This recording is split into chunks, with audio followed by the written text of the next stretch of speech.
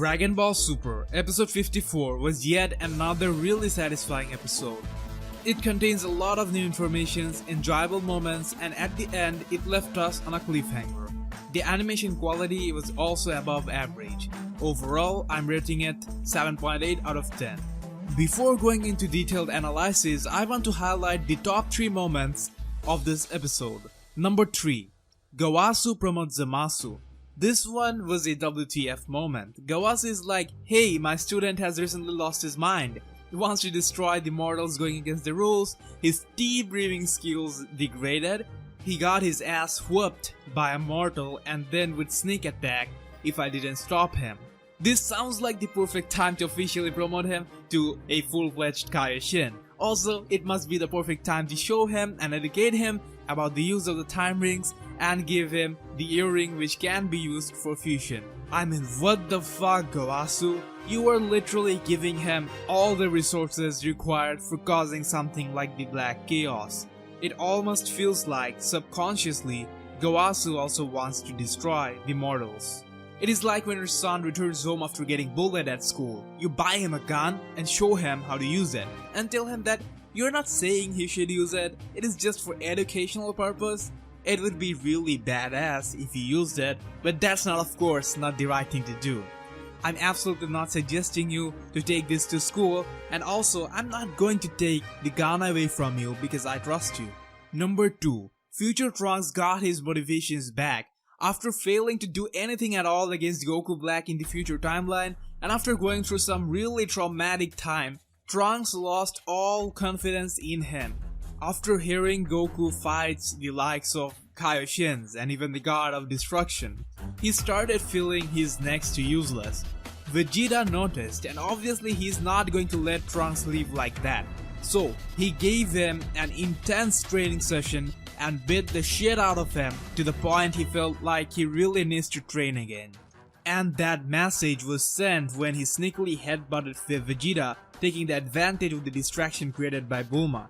Vegeta said he was going to reward Trunks if he's able to attack him, and the reward is probably more training or something like that. And by this move, Future Trunks showed that he's now interested in getting stronger, instead of just sitting back and letting Goku and Vegeta handle everything. Number 1. The Omni King wants to meet Son Goku. Obviously this was a big surprise for Beerus and Whis, and anyone of the Kaioshin and God Realm would specifically find it more shocking. The Omni King, the god of the gods in Dragon Ball universe, wants to meet an ordinary mortal, Goku. The superiority of the Omni King is further highlighted through the reaction of Beerus, the god of destruction, totally freaked out seeing him in Whis' staff. So this is huge. We don't know why he wants to meet Goku. Goku did make an exceptional first impression on the Omni King, so let's see. So that was basically my top 3. Now let's get into the details. Firstly, I want to talk about the Zamasu Gowasu incident. Like I mentioned earlier, it was a WTF decision from Gowasu to promote Zamasu at this point of time. I also think Beerus and Whis should have explained the reason they made the visit that way. He could be extra careful about Zamasu. However, they traveled 1000 years into the future to observe what happens to the mortals of the planet Bavari. And following the natural mortal nature, they are still fighting among themselves. So, it goes without saying there's no change of philosophy from Zamasu's viewpoint. But, we got some really valuable information from this scene. It is always said that the time ring can only be used to go to the future. Black was able to travel to the past only because Future Trunks created a time distortion and he basically followed the track. Of course, was later pulled back by the time ring. But from what Gowasu said in this episode, it sounds like you can actually travel to the past using the time ring. It is just prohibited because it would change the history and can have impacts as big as creating parallel worlds. In a matter of fact, some idiot did travel back in time and created parallel worlds. And that light green time ring were born when history was changed. So these differently colored time rings might have different functionalities that they didn't explain in this episode. What is really interesting here is this also means Dragon Ball Super will sooner or later introduce the concept of parallel worlds. Many Dragon Ball fans confuse this concept of a parallel world with Universe 6 and even the future Trunks timeline. While Universe 6 is a twin of Universe 7, the timelines are the same worlds. None of it is parallel. So don't ever say things like there are a Goku or there's a Mr. Popo in Universe 6. It is not parallel. However, according to Gowasu, someone even created a parallel world. We don't know it is a parallel to what, but if it is a parallel to the universe we know of, then in that case you could say things like Goku or Vegeta of the parallel world. So I think this Gowasu mentioning a parallel world was interesting, and I wonder if it will come to play in this very arc. Anyways, I think things are getting very confusing for some fans, with so many complexities regarding timelines, universes, and now the concept of the parallel universes. And as we know, the concepts are vastly different in Dragon Ball universe compared to other fictions. So I would suggest them to create a special explaining all this new concept of gods and time.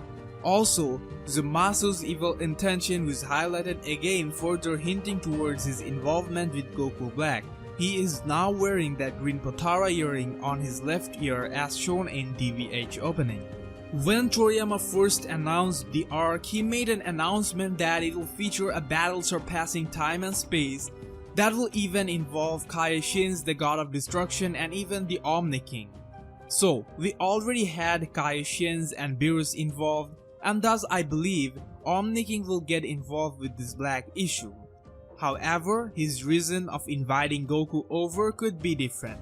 He might want to talk about that Omniverse tournament or something like that, and then Goku might request him to hold it later because they have this Goku Black problem to handle now.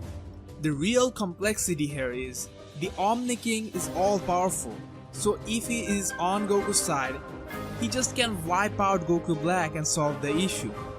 We know he can get quite violent in terms of maintaining discipline, as he had earlier destroyed 6 universes.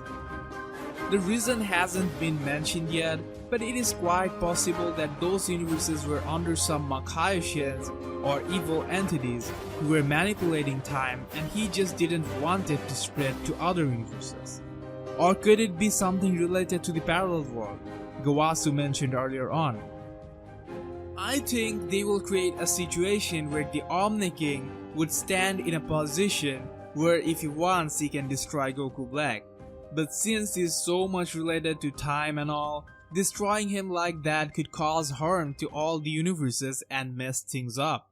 So he is to be taken care of differently. Maybe they need to get back the time ring and thus he would leave it up to Goku and his friends. Or a scenario like the Omni King, after hearing about this, would want to destroy Universe 6 and all the related timelines with Black to stop the problem, and Goku would request him to give him some time.